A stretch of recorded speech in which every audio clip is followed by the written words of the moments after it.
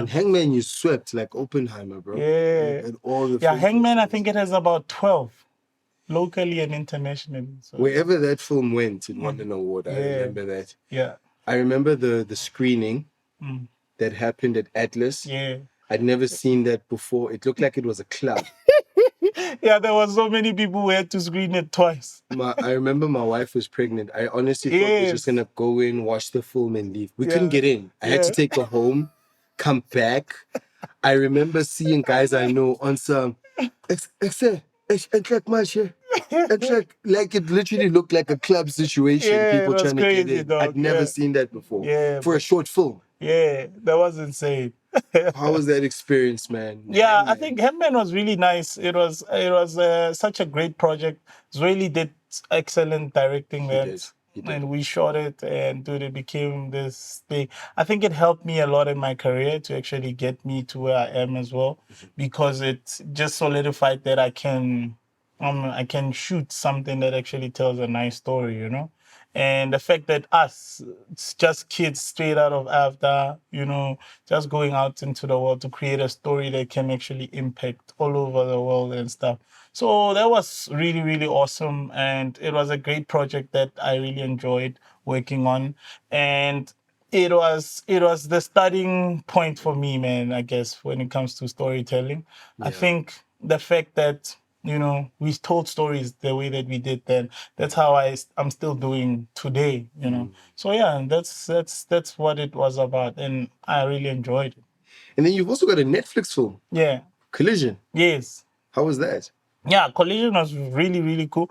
It was nice to actually get into the Netflix type of space. Yeah. Because they're like Marvel. They're like a studio in a sense. So they have a way that they work, and you have to work according to how they work. So it was really interesting. I got involved in that project, and I really enjoyed it, working on the type of scale that it was. To be honest, it's not very far from what we've already been doing in SA in terms of like shooting series or shooting films and features. I guess it's all kind of like pretty much the same type of way that we do things. And yeah, it was really interesting. I think the thing that I love about it the most is that so many people get to watch your movie. Like, I remember first week we had something like 13 million watch hours around the world. That's mind-blowing, dude. That's like, that simply says easily about 6 million people saw the film in the first week, which is like ridiculous, man. Are you serious? Yeah, so it's like quite crazy. And the fact that something like that can happen with a small little project that you are doing, and then it gets to be seen by the rest of the world. I think that's what's cool about the whole Netflix, Amazon type of streaming and all that stuff. So yeah, I've seen you use DSLRs. Yeah. And I've seen you use big guns. Yeah. Big guns. Yeah. What's the difference, man? What do you feel about the difference? Is there a huge difference? To be honest, at the time that we live in now, it's not a massive one, because as always with cameras, the biggest deciding factor is always going to be your lenses, you know. Yeah. I can shoot something on a specific set of lens with like a lesser camera, and then you shoot on a bigger camera, but at the end of the day, we can get them to be as close as possible to each other, you know, as possible. So it all depends on the type of lenses that you're using. If you have really good lenses, you can use any type of camera. Like, for instance, there's a film that just came out last year, The Creator. Yeah. It's shot on a Sony FX3. Yeah. You wouldn't say that looking at that. That film looks insane.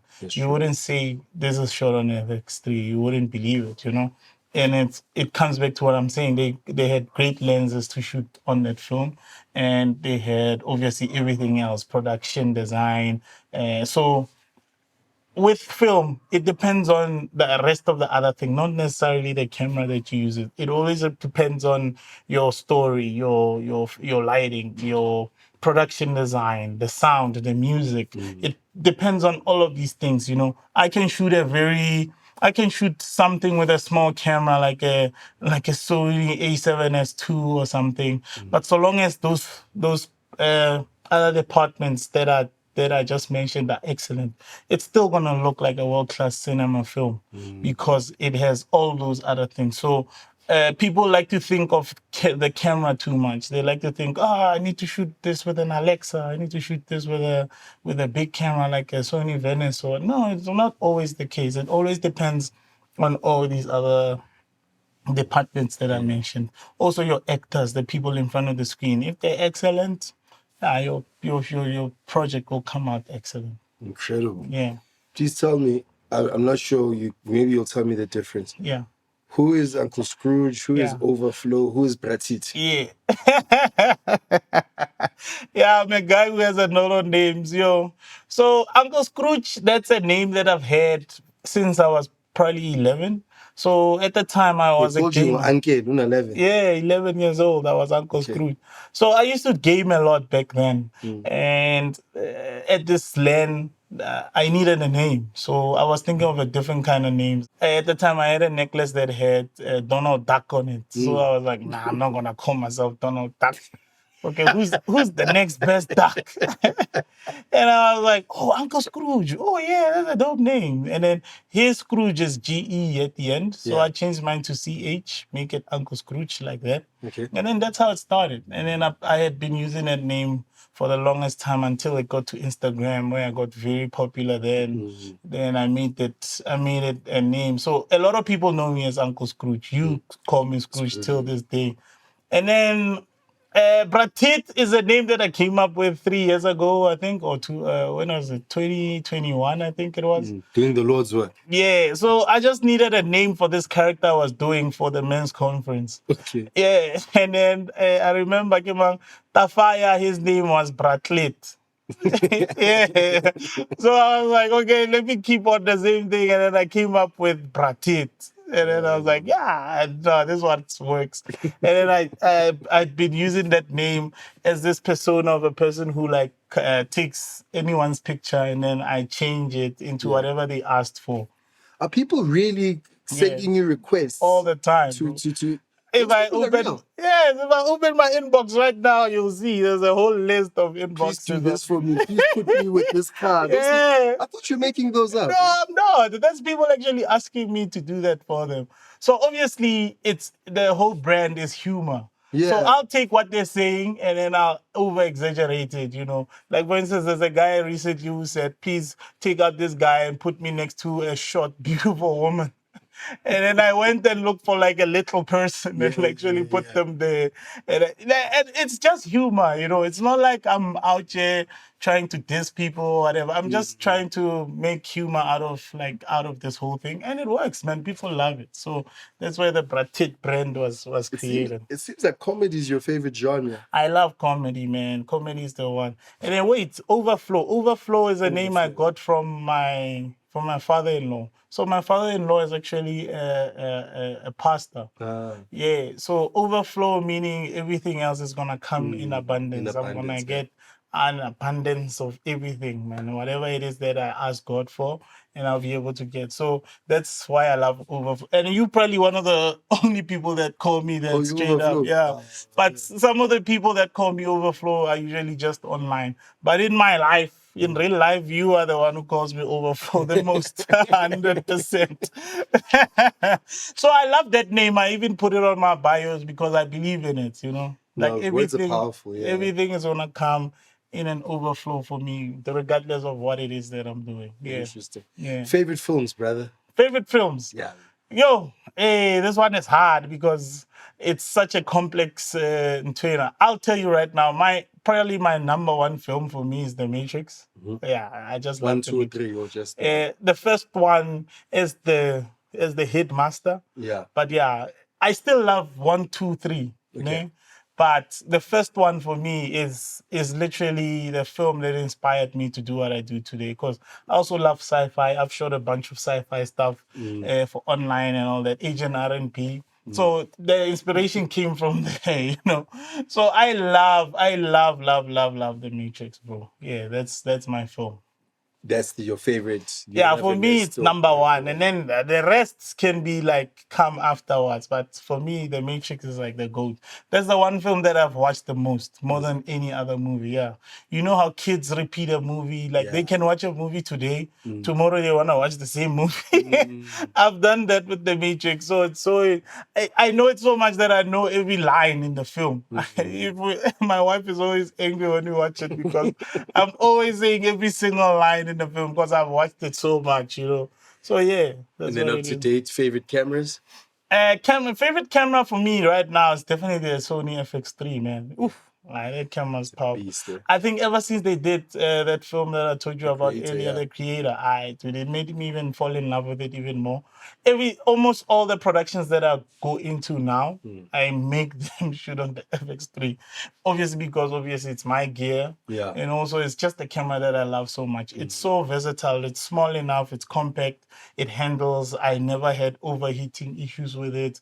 And I can use any lens that I want on it. So it's just a beast of a camera. And to be honest, I feel like the standard that we have now is going to be here for quite a long time. I don't think 8K is going to be like a standard that we use in film. There's people that are probably going to use it in their production, but it's not as much necessary as it may be. So the 4K that we have now, especially on the FX3, is going to be with us for a very long time. There's a very technical side to what you do, and there's a very creative side. Yeah. How do you balance out the two? Which is your favorite, or like what do you focus on more than another? Yeah, I think it's very important to do a balance between the two, because that's how you actually get to create unique type of visuals, you know, which goes back to me loving to work with like younger people, because I know they bring creative minds. They're kids, you know, kids in the brain. Brings out like very interesting creativity that people don't. Fresh. Yeah, so it works, man. I feel like it works. Even with me, I tend to feel like I'm like a man child, which is a good thing because of what I do, because I wouldn't be saying those stupid lines that you see on the John Wick videos if I was this serious person and I was always so stern and all that stuff. So that thing helps quite a lot to always bring in creativity. So creativity and using the technical side of things helps quite a lot. It's very important to match the two because it creates something that you would normally not see. So yeah, it's super important. Tell me about the videos you're creating. Like you're saying, the John Wick in SA, Bad Boys in SA, whatever else in SA. Really cool, by the way. Yeah, thank you. Yeah, so that started back in 2021, around those riots that people were having when they were looting and stuff. Yeah. So we decided to make a video out of that situation. Yeah, John Wick. And then, dude, it blew up. People loved it. I guess there was no one at the time who was doing anything like that in SA and to the level that we were doing it. So in these videos, when I do them, it always feels like I'm actually in that film, to a point that a lot of people believe that I'm friends with these people. Yeah, they're always asking me on the streets, yo, where's this guy? What? I'm telling you, dog. Because, people believe like what they see on the internet. They believe it so much, dude. Like, it doesn't take a lot to convince people. That's a crazy thing about it. So this project, I started it, and dude, it's still going even now. Luckily now there's a Smoke and Mirrors. It's a series on ETV. They also approached me to actually get into one of the scenes to promote the show. Wow. So I'm doing that currently right now. So I feel like this is cool. I think this one as well is going to open some doors for me as well in terms of that, like getting into like a specific show and actually putting my take on it just to help promote the show. So that's pretty cool. So again, it goes back to just putting your work out. Yeah, put your work out. The right people will come. I also worked with Amazon on the same thing. I did The Boys. I was helping them promote The Boys. The series called The Boys. You must check it out. It's really cool. Oh, yeah, it's like Marvel, but the opposite, like negative side of the heroes are actually the bad guys. Yeah, so it's a very interesting show. Yeah, you should definitely check it out. So now, the videos that you create, how often are you shooting? Because I mean, you've still got other productions that you shoot. So the videos for OM Films that you're putting up on a regular. Online, yeah. How often are you shooting, bro? And when are you editing? Yeah, so a lot of the time when we have a downtime, like we don't have any big projects that we're working on, we tend to work a lot on like our online stuff. So that's when we actually get to do it. But right now we're busy with this series called Who's Next, where we actually working with a bunch of people from the industry, even people that are starting out. So this is OM Films Who's Next is like a platform where people that have never done film before can come in and do like some acting, or even if it's behind the scenes work, they can get in there where everybody's given their time in order for us to create these stories. So we have about 2 episodes that are up right now. And we're working with people that literally haven't acted before. And they get to work with Nels as a director to actually create these stories. It's super interesting because it's not even too long. It's like 8 to like 12-minute films. So it's a nice open venture that we're doing right now, and we're hoping that in the near future we can actually get some sponsors to come in to actually help us create these stories, because we are like literally no one is getting paid to do them. We are all coming in, giving our times and giving back to the community. You understand?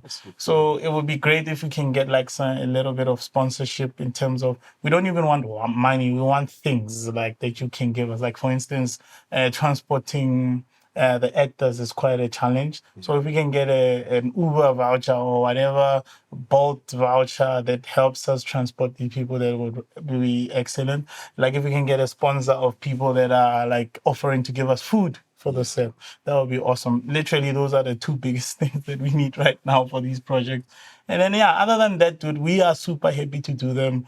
We love working with people and people that haven't done this before. It's so interesting to see their faces when they're actually doing these things, and for it to come out at the end and be like a nice project, dude, it's like magical. So yeah, that's what we are. Same. Yeah. I think we're gonna wrap it up, and I'm gonna wrap it up with one last question. Yeah. Scrooge, you had Rick Ross in the hood. My man. The boss. Yeah, bro. In the East. In the Beast Red. In the Beast Red. Tell me about that, man. The boss. Yeah, that was really dope. It was a nice video for Questa. Yeah, Questa had a really cool feature with them. We actually had Rick Ross, and we also had Rich Homie Kwan. Yeah, that was really dope to have them in the hood. I think Rich Homie Kwan, between the 2 of them, was the best, because he was so chilled, man. We called him at a certain time. He was there at that time, and he actually got to hang out with us almost throughout the day, and we got to make these videos. And it was fun, bro. Like there's no other way to describe it. Like having them there in the hood and just coming in and doing their thing, right? It was like special for us. And also having Rick Ross come through, going to Questa's place and just shooting the video there with them. Yeah, it was really nice. It was just unfortunate that, he came so late. That was the thing. Yeah, super late. Because I remember at the time we had called him to be on set like in the morning, like I think at 8 or something. My man arrived at 5 p.m. like 4 p.m. 5. 5 p.m. like a boss. At 8 a.m. was the call time. Yeah. Wow. No, that's patience. I think he had a problem. He lost his luggage. Yeah. That's why it blew up that he was wearing like a Mets t-shirt. Okay. From Pep. That was legendary. But the fact that he did that, it actually made him a legend, because it got to build that thing of people saying, if Rick Ross can wear a t-shirt from Pep, who do you think you are? I didn't even know he was wearing a t-shirt. Yeah, it's from Pep, my guy. But dude, the fact that he actually did it, and it became this legend, I think that worked out at the end of the day. But yeah, man, even though he came so late to set, we still got to shoot with him, got to make the images, and it became nice. I think he was cool, man. He came to set, he was chilled. He did exactly what I asked him to do. performed the song and was with Questa's grandma. I remember there's a joke, Guguti. Questa's grandma came through. Yeah. And while we were shooting, he's like, hey, Questa, go and buy me bread at the tuck shop. And Questa left and went. He left and he bought. That's the story that's going viral online. That is just hilarious. But yeah, man, it was such a beautiful project. Incredible. Yeah. Scrooge, man, thank you for this talk. Yes, sir. Thank you for your contribution to the game. Yeah. Thank you for inspiring us. You inspire me personally. Yeah. I know a lot of young people that are inspired by you. Please continue to do what you're doing, man. It's great. Yeah. You even got a beast and cat in your camp, like I said. Love that, man. Yeah. And I just can't thank you enough, man, especially for the inspiration that you give the young people. No problem. No, thank you. Thank you for the visit. Thank you for the invite, I mean. Enjoyed it. Yeah. Oh, guys, support the show, yo. You know, Filmatic. Yeah, we had a question. Where did you get this? Get what? What is this Filmatic? Where did it come from?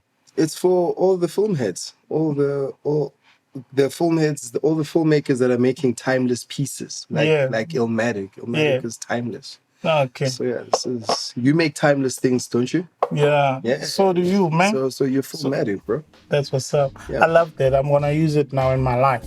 No problem. Filmatic, baby. You know what it is. Thanks. Scrooge, yo. Robert Subukwe.